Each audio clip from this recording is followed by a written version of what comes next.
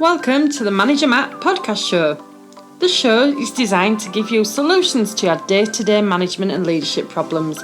It's hosted by Matthew Haddock, a frontline manager and leader with over 25 years of experience. If you're ready, then let's get on with the show. Welcome to the Manager Matt podcast show. This week, I want to look at how you can repair trust in a relationship when it breaks down. Okay, without any more delay, let's get on with this week's show.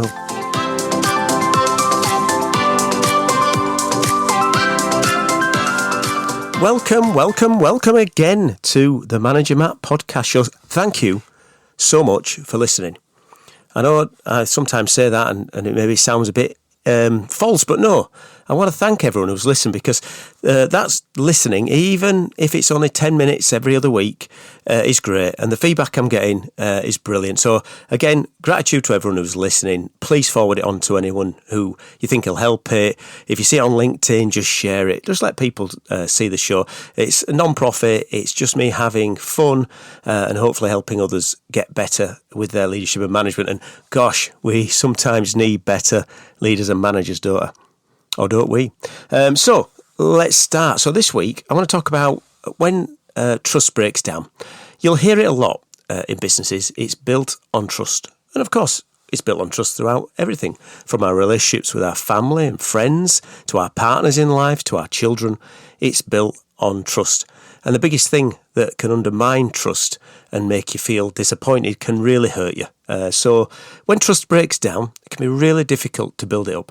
But in a work situation, you have to. I mean, if it's at home, you can avoid your family for a while. Can't get rid of your family, but you can avoid them. I mean, some people don't bother with their families at all, but that's up to you. If it's a partner, if you get the trust breaks down so much, then sometimes people leave and walk away from that relationship. But in work, of course you can leave, but most of the time you don't because you're there and you need the money to get paid or you just enjoy it in general. So when that trust falls down with either, someone you direct, your boss, the business itself, what do? Sometimes things will break down. Sometimes you'll have differences, opinions, different views. Direction of the leadership or of the company can change that you might not be quite on board with. So what do you do about it? It's like anything. First thing you got to do is, have we got a problem to start with? Has it broken down? Is it just in your own mind? Is it you? And that's a good question to start with. When you talk about trust, it needs both parties, really, to do it. They've got to have done something that breaks your trust, and you've got to feel that trust has gone. So, first of all, is there a problem? What's making you feel that way? Are you controlling the controllables? Is it someone who you just don't seem to get on with? We all work with a varied amount of people from different backgrounds, and that's brilliant. That's all about diversity. If we're all drones, we'd all be the same and no new ideas would ever happen. But, of course, is there feelings that you can control? Is that the issue? Is the pressure and breakdown in relationship an actual tangible one? Can you put your finger on why this has broken down before you do anything else? So look for some data. Is there evidence around this trust, or is it just your feelings? And of course, we're human, so we do have feelings. But that's the first thing. Have you got a problem? Before you do any problem solving in any organisation, if you think of CI and business improvement, the first thing you say is, what's the problem? Do we have a problem? There's no point in fixing something that's not a problem. So it can be very much around having an internal look and saying, well, is this me?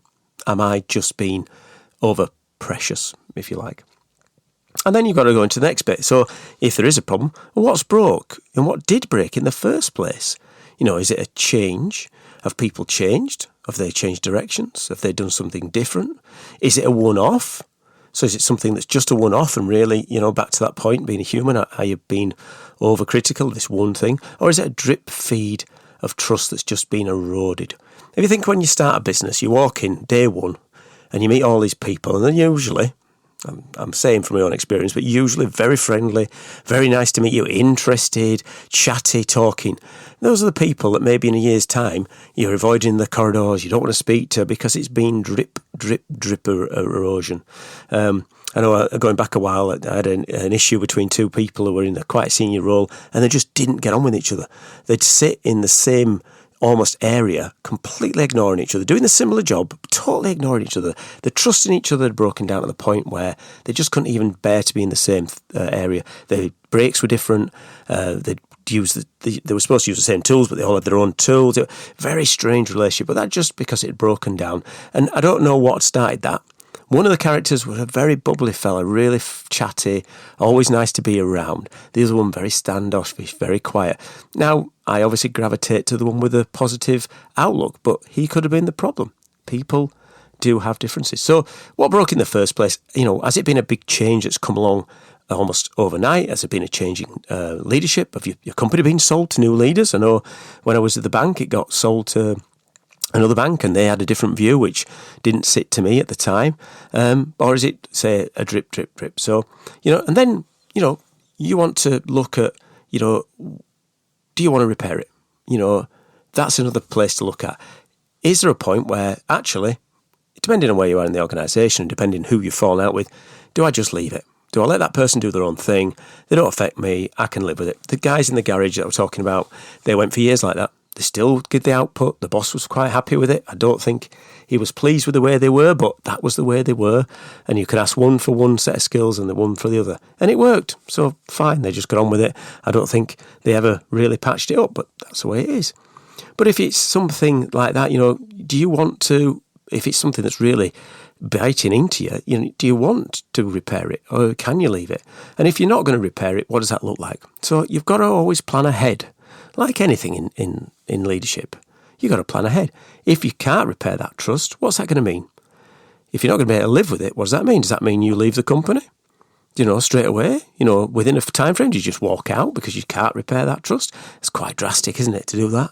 Or do you just take your time to look at something that's different and you work through it that way? So, that's another thing of, when you've got a problem you've identified, do you want to fix it? And of course, it takes two to tango, as they say.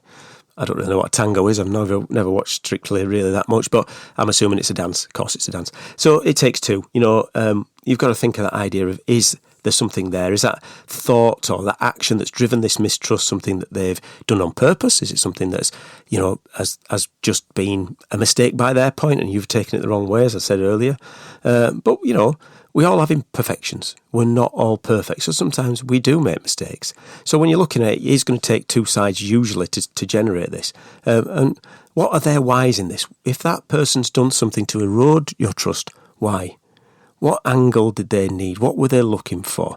We've all been a little bit divvy sometimes. We've all made errors and, we've probably betrayed someone's trust either at home or in work, and sometimes you didn't mean it and there's no maliciousness there. So that's an easier place to maybe work from. If someone's gone out there and really gone for you, can sharpen that blade up and stick it in your back when you turned around and twisted it around, of course, from your point of view, that's what it has happened. Their point of view may have been just something, I've followed a process, I've done what I've needed to do. They feel fine about it. Are you being oversensitive again? You've got to think that way around. And, is the other party being that dick? Or are they just genuinely just doing something that they thought was right, which has driven this wedge of trust or mistrust between you? So you've got to look at it from both sides now. So you've got to a point where there's a problem, you've decided you want to do something about it, there's two to tango. So what steps do you need to take? Well, firstly, accept your part in this. If it's an erosion of trust between two people, there's usually both sides. As I've said, it takes two to tango. So what part did you play in this? What did you not see? And can you learn from that? Can you see it from the other person's perspective? Do you have their angle? Can you see what was going on and what really caused this? And then, as with anything in the world, whatever happens, we all know there's some dreadful things going on in the world. Wherever you listen, whatever time you're listening to this, you could be listening to this in 10 years' time, and there's still be terrible things going on where one party is doing something to the other party, and the other party is doing something to the other party, and it's terrible and it's awful and it gets worse and worse. But there will be a time to stop and there'll be a time to talk. So if you've decided you want to repair this relationship and you want to move forward, then there's a time where you have to start to talk. You've got to accept you've not been perfect, and you need to speak to that other person. At first, they might not be receptive to that. They might not want to repair that trust. They might want to walk away from it and not bother. Well, that's fine for now. But you've got to be able to open and humble and have humanity to say, there's an issue. Why don't we sit down and talk this through? Because I want to be here. you want to be here. Let's really work what we're going to do together to improve it. And let's see if we can build our trust slowly. It takes a long time to build trust, but it takes a very small amount of time to destroy trust, as we all know. One silly mistake, one error can be a huge thing. So you've got to have that idea of it's a long job to repair it. But if you want to repair it and it's beneficial for you and your career and your livelihood and all those things you need, then you want to repair that trust. You want to work through it. You want to get better. But of course, remember on the other side of it, you can be replaced and the other person can be replaced. If your boss is looking in and seeing you two squabbling all the time, there's a point where you say, well, at the end of it, you can both be replaced. We can all dream of the fact that we're never replaceable, and it doesn't happen. Let's face it, if something tragic happened and you couldn't go back to work, or on a more positive note, you decided not to go back to work because you all of a sudden became a multimillionaire and decided to go live in Monaco, then they would carry on. The business wouldn't fold. The team will say they'll miss you. There'll be tears at the leaving do, if you like, and cake, hopefully cake. It's always good to have cake at leaving do. And they'll say, the place will never be the same without you, all the things that people say. But for a while, that might be the case. But after a while, they'll move on. They'll move on and you'll move on. And that's how it works. But that's okay. That is okay totally. As long as you remember that these things will happen. It's not a problem to you. If trust gets to a point where you're not going to be able to repair it and you need to move on, fair enough. That's just how it goes. There's no sugarcoating that. That is what it is. I mean, naturally, also, the person who you've got a trust issue can be replaced. It works both ways. And of course, you could leave to go to another place and much, much better place. So, it's not right to move around thinking, I'm totally irreplaceable. Especially, people who've been in businesses a long time do struggle with this.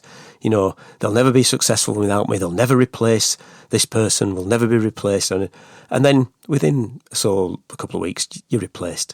Same with you. When you decide to go, you're going to hand your notice in, you're going to go. I know it sounds simple, but that's how it is.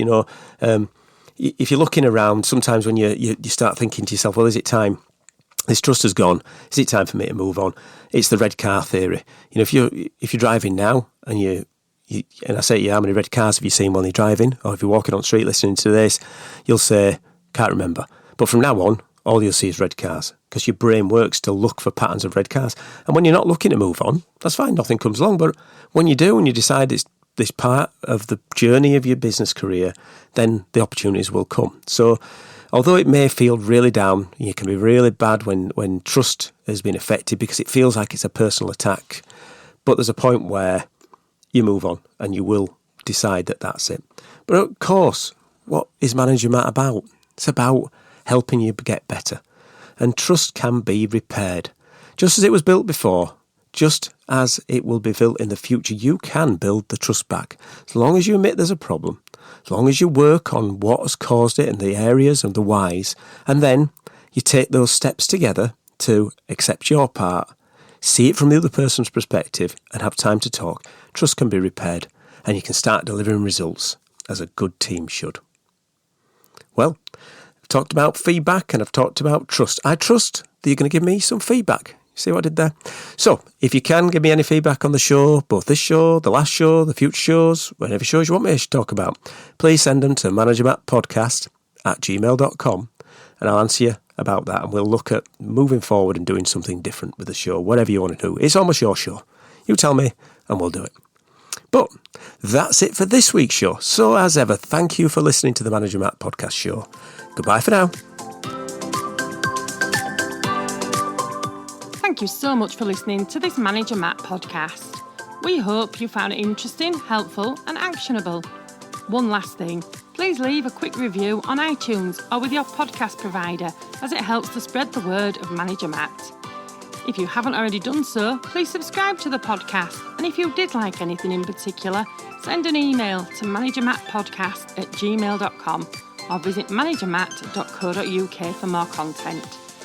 Feedback is a gift, so let's keep giving. See you next week.